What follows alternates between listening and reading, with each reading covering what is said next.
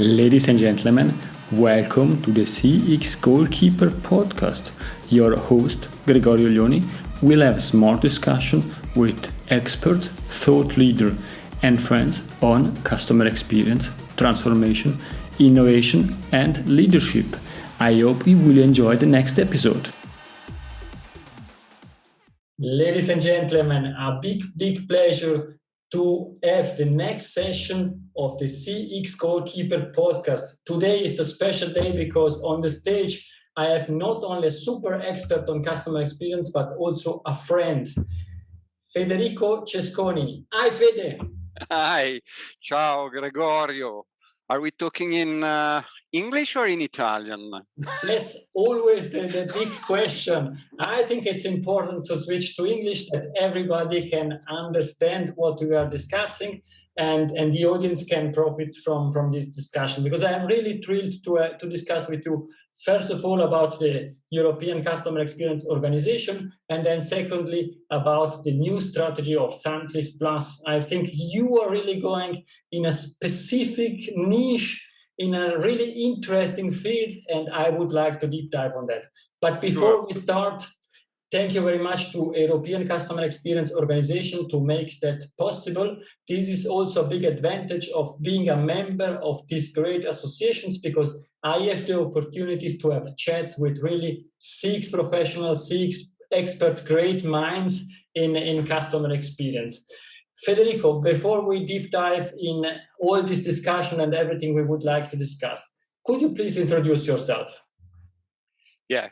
First of all, I have to say, we are competitors because I run my own podcast, the CX Punk Chat, but you were guest at that podcast. So now basically we exchange the roles in the podcast.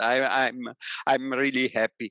The European Customer Experience Organization, I think, is a very interesting organization, is a very interesting initiatives, because the aim is to include European customer experience experts in an organization. What I like a lot, and I discuss a lot with one of the founder of the organization, Riccardo, is the inclusion idea of the organization. So because you know a little bit, my way of thinking in customer experience. I'm not really, I'm more focused on the P&L side than the emotional wow side.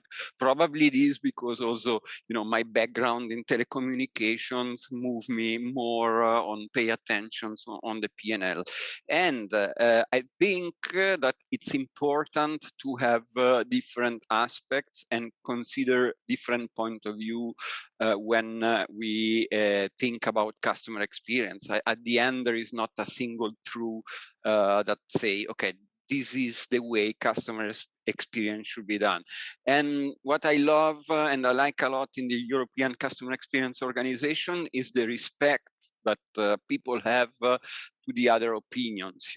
For instance, you probably interviews other ambassadors, member of the European Customer Experience Organization, and you probably show different point of view that are different from me. For instance, from my point of view, but this is this is the nice things, and I a stronger believer that we have to investigate and respect the opinion of the others, and how they perceived or they see different thing in customer experience. So this is definitely something I like a lot, and I love to be part of the European Customer Experience Organization. Federico, you already answered also the next question. Perhaps okay, I didn't know that. It's like, because you are a CEO and you are not really listening to the question I asked to introduce yourself, but you already introduced the European Customer Experience Organization. Okay, I thought it was more, focusing on the European Customer Experience Organization. I think European customer experience organization is more important than me in this in this stage, but yeah, I can say a couple of words about myself. Basically, I study law at the university, so I have a PhD in law. Then I have an MBA. But basically, when I was at the university, I used to work for a marketing agency, 50% in my time. And, I was really in love with marketing, with advertising. And in the meantime, when I was young, 14, 15 years old, I was really passionate about computer. At that time, I used a Spectrum ZX81, which is really a very old, small computer to connect to the television. And I had always this passion to combine technology and to support marketing with technology. So I come from that background, worked a lot in telecommunications, worked a lot using, creating machine learning models back in 2000. Year 2000, I'm an old man, and yeah, and then at a certain point in time, this passion was transformed in a venture, and I started Sandsiv 11 years ago, more or less now, and yeah. It was quite successful because I still exist after 11 years. So it's a good. They say it's a good sign. I can confirm that. I think this is what Sandsiv is doing in the customer experience. It's really outstanding. A short comment on what you said. I will pay attention on what I'm going to say, because if you study law, I will pay attention in that. Don't worry. Don't worry about it. And I'm not checking the clause below what we are discussing. And at the end, we are not competitors. Also with the podcast, you have an outstanding webcast. It's CX Chat, and it's really of great people discussing with you in your one-to-one. I really like and enjoy the way you are discussing. It's a bit different. It's not always the standardized one, but therefore it makes sense to listen to it. And more than happy also to share in the show notes the link to your CX Chat, because there is a lot of value there. I think we are playing in the same team. We are playing together in the customer experience professionals world. You are a CEO, I am a CX professionals, and I think we have all the same aim, the same goal, the same target, and I think we are sharing also a lot of values that the European customer experience organizations has. Perhaps you already spoke about the European Customer Experience Organization, and I think it's important to mention that if somebody would like to join, there is a direct link. You can find that in the show notes. And it's free of charge. It's really free. You can start having a look at the platform. The platform is really full of content. And perhaps, Federico, why should somebody join this organization? Well, I think it's important to get knowledge, from the other peers. In the day life, when we don't know something, we go in Google, we search, and we basically ask to the crowd an answers. So if this crowd is specialized in customer experience, or is a big team of customer experience professionals, I think definitely you can get really good feedback, good advice. There are very good articles written by the people. Of course, as I said from the beginning, there is not a unique view. So maybe you can find something that probably you don't fully agree, or probably, make a click, in your brain and say, okay, this is an interesting point of view. Let's think about it. So I think there are big advantages to be part of this community. And as you say, it's totally free. So I think it really makes sense to join the community. Thank you, Federico. And I think it's really important to mention that. And also you can create new friendship, new discussion, and understand also other point of views from an European point of view. I think we discussed about the European Customer Experience Organization. As a matter of fact, that I have the big opportunity to have you on the show, and we are able to share some insights on Sandsiv. Perhaps before we start discussing about your future vision about Sandsiv, what is all about Sandsiv? Well, Sandsiv was born, as I said, in 2010, and was born, with the idea to create a solution to support the customer experience management process. So we based and we still base our solution on a framework I designed around 2008, 5 pillars: capture, analyze, integrate, improve, and measure. And the whole platforms is designed to basically support and to create values and benefits out of that process. So yeah, this really explain in a nutshell, in a very bad way. So as I said, we started 11 years ago. We mainly serve the enterprise market, and yeah, we are quite successful along our journey, let's say. And based on the fact that you're saying that, why are you so successful? Or phrasing in another way, what is differentiating Sandsiv Plus from the other competitors on the market, and also the big one?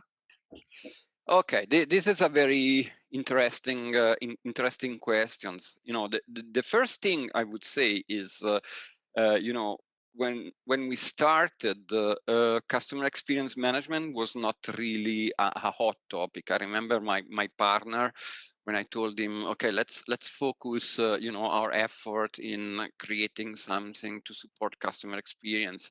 The day after, he came to me and said, are you 100% sure? Because I searched in Google and I got something like 80 pages, searching for customer experience. And I said, yeah, I'm sure.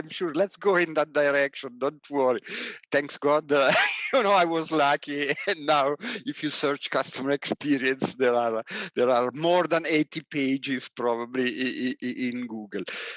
Then, we really go through the whole journey, because at the beginning we had, for instance, to offer consulting and the technology, because no one was open, to take the technology without the consulting, and there were no possibility to find really consulting focusing in customer experience.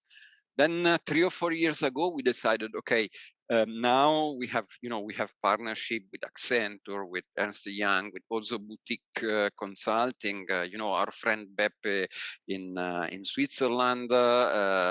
Nexa, let's do some advertising to him. Nexa,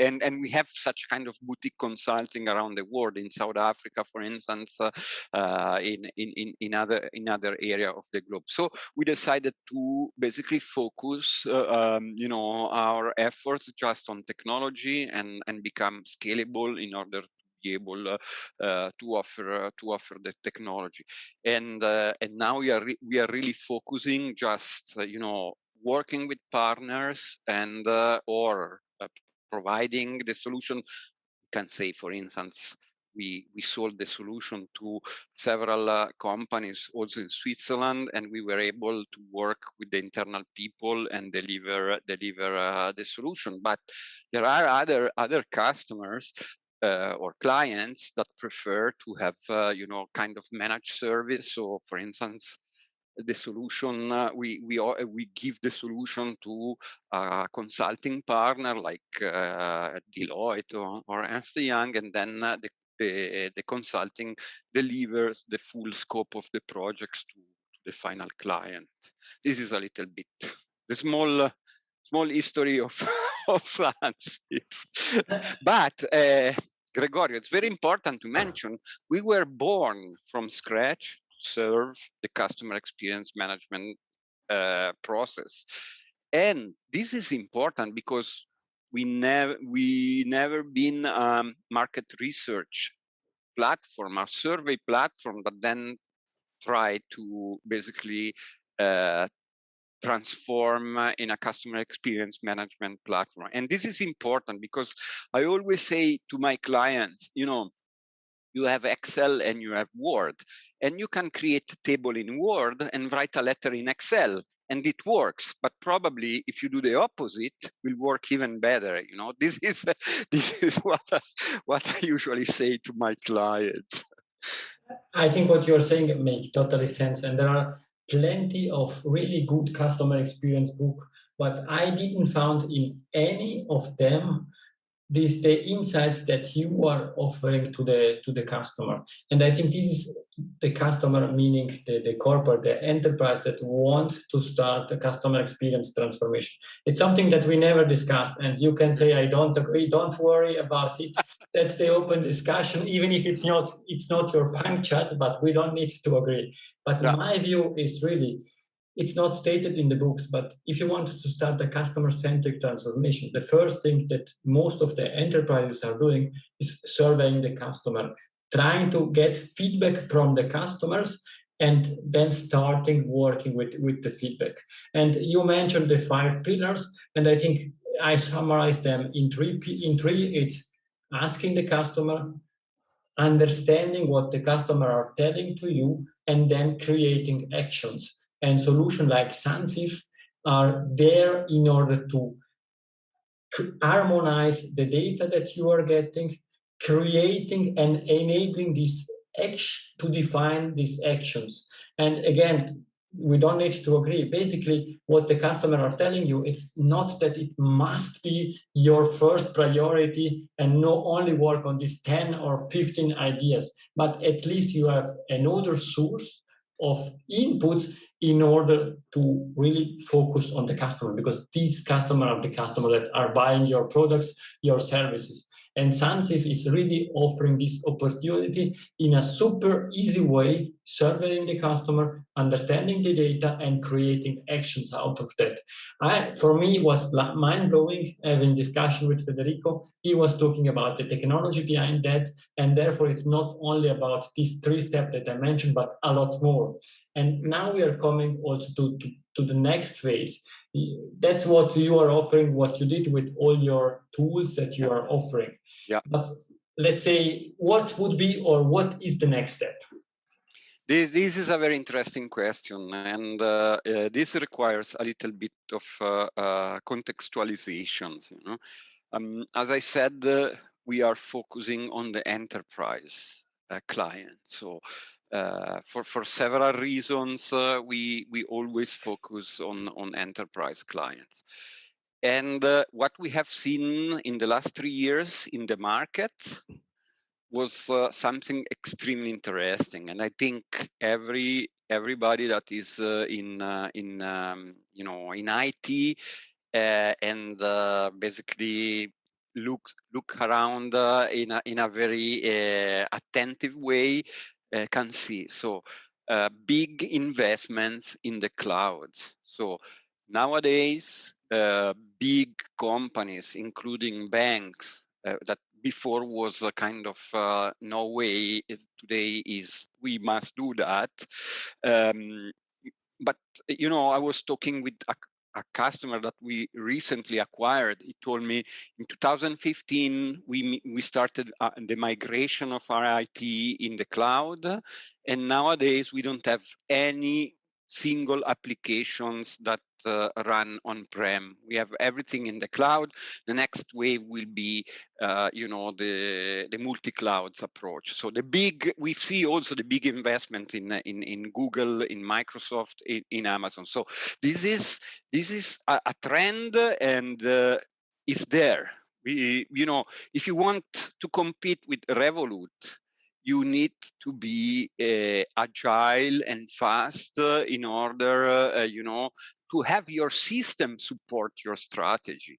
And this is something that basically we started to think 3 years ago. So we rewrote the full applications and the full architecture of the applications in containers, and we are able to basically orchestrate the containers using Kubernetes. So today, Sandsiv is available in the cloud of your choice, in the geographical node of your choice, and it takes 20 minutes to set up, a new instance wherever you want. So the cloud, native cloud, is important, and is different from SaaS. I'm quite provocative, and I'm saying, SaaS is dead at the end, at least for enterprise customers that move the infrastructure in the cloud. Why? Because you need, security, you need agility, you need to be able to back up your own data and to restore your own data. You need to ensure data privacy. You need to ensure security. So it's a totally different competitive game. And this game is played in containers, in Kubernetes, and in the cloud. This is the first step. The second step is the integrations. So integrations with the ecosystem and the system that our target clients use. So for us, it's very clear. Things like Salesforce, like SAP, like Microsoft Dynamics, like whatever other system, tag managers, marketing automation tools, that run in the cloud, and we are able, to create this automatic package to easily integrate those scripts. Second pillar. Third, and those pillars are all connected. Don't take me. This is disconnected from this. So the fact that we are in the clouds means we are open and we can communicate to whatever other unity in the cloud. We need to be Netflix, not blockbusters. This is the message. Or we need to be Revolut. I don't know to whom compare Revolut, but we all know the value, the valuation of Revolut compare other financial or banking services. The third important pillar, and you will laugh because it sounds like a buzzword, is artificial intelligence. But when we talk about artificial intelligence, our view for the future is very clear. On one side, we need really to make the possibility to have this artificial intelligence integrated in the cloud and integrated in the communications with the full ecosystem. The second things, and this is what we already worked a lot in the past in our application, is to offer a no-code artificial intelligence. So really the ability for business people without any knowledge of Python or Java or whatever to build models in our platforms, models that make sense for your business and produce immediate value for your business. I've seen, clients, big clients of our platform building, topic detection model, sentiment model, churn risk model by themselves, business people, not data scientists, and deploy the models directly in our platform. So those three are really, three important pillars in our basically view for the future. The one in the artificial intelligence pillar, another important point, because I've wrote a lot, articles about it, and also I created some posts in LinkedIn and some articles, is, the transformers world. So we are going to release this month the first beta of an algorithm that we offer to our clients based on the transformers world, and it will create a big advantage for our clients. What is the advantage? Basically, I tell you the name, internal coding name of of that specific project is called the magic button. So the magic button means you have a collection of feedbacks or a text or whatever. You push the magic button, and the algorithm discover automatically all the topics and creates already out of the box training files that can be used then to build more solid models to do classification, topic detection, and sentiment analysis. This is the first step that we will have in our platform for customer experience people, and this will generate really higher accuracy, short time to value, short time to market for all our clients. So those are a little bit the things that we are working on, and everything is basically towards what I think the migration from a customer experience management projects or platform to a wide customer intelligence. And when I talk about customer intelligence, I talk about the possibility to have these solutions in the cloud, as I said at the beginning, integrated with all the other systems, so be able to communicate bidirectionals with the other system, SAP, Salesforce, whatever, and provide the intelligence, and this is the way in the next years the company will compete. I was attending a fantastic presentation of Alibaba, like with Alipay, and there is an insurance company of Alipay. A data flow and artificial intelligence models connected in the data flow. The benefit was in 2 hours, the client is able to open the case at the insurance company. After 2 hours, he received the money. If, of course, everything is okay, and everything is basically analyzed by artificial intelligence models. So this is the world we are going, to, and this is the way we have to compete in the future. And in the future, everything will be in this world of interconnected clouds, and we have really to be ready for that. We cannot anymore pretend to have on-prem solution legacy systems that makes us really slow, and it's impossible. It's impossible to compete with the Revolut of the world or the Netflix of the world if you don't have a change in your mindset.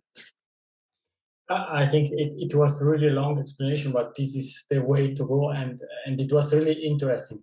As I know you very well, you spoke also in a technical way, but to make it that understandable that the technology is there to be everywhere, to get data from everywhere, 24/7. And to create these customer insights. And I know we are running out of time, but I think this is really important to have this discussion and to make that understandable for business people like me. What you are saying is what you can create, or what you created already to be discussed, is really to have not the, let's say, 180 customer view or degree or the 360, but we are already on the next level, having really all the data that you have in a company, let's say financials data, operationals data, and the specialty of Sandsiv, the customer data, to put them together and then leverage and make magics. You mentioned the magic button, make magic out of this data. And we are not speaking about only being quick and giving the opportunity to somebody that has an insurance to get the money back, but we are really speaking about finding the best insights to optimize the return on investment for your company. It means it is not possible to compete with this solution having, and sorry to say that, a C-suite sitting at a round table and taking decision and saying this and that. Because other companies like Alibaba, and there are other insurances and other great examples, use already machines to prepare this decision and telling these are the models, run them and see them. I had also the big opportunity to see one model running, providing feedbacks how to tackle one big issues. That was something that human beings were not able to define because we would not be able to calculate to get these insights. For the machine was, let's say, one night calculation, let's say gut feeling, a one night calculation, and you had the best insight to maximize, dramatically increase revenues compared to the old-fashioned, you mentioned that, Excel calculation. Yeah, but Gregorio, imagine, do you know how many users have Alibaba connected to Alipay in China? Active, I'm talking about active users.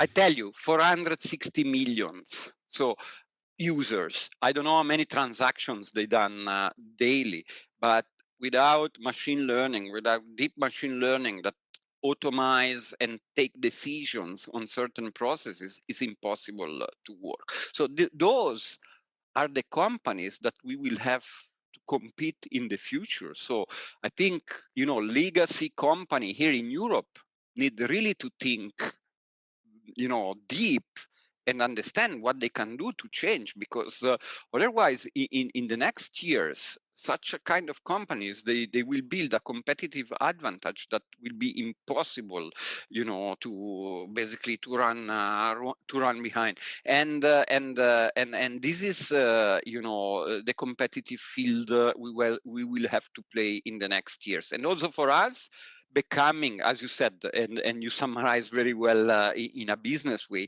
becoming, the intelligence system, the customer intelligence system that will provide, informations to systems like Salesforce, marketing automation tool, ERP, etc., in order to make automatic, decision on customer. What kind of campaigns I have to send to Gregorio today, based on information. If Gregorio has an open incident, please don't send the campaigns because it's useless and it's counterproductive. So all this kind of information basically we want to provide. And what you're saying, and then we can conclude this discussion, but really important, it's a lot of companies are speaking about personalization of experiences.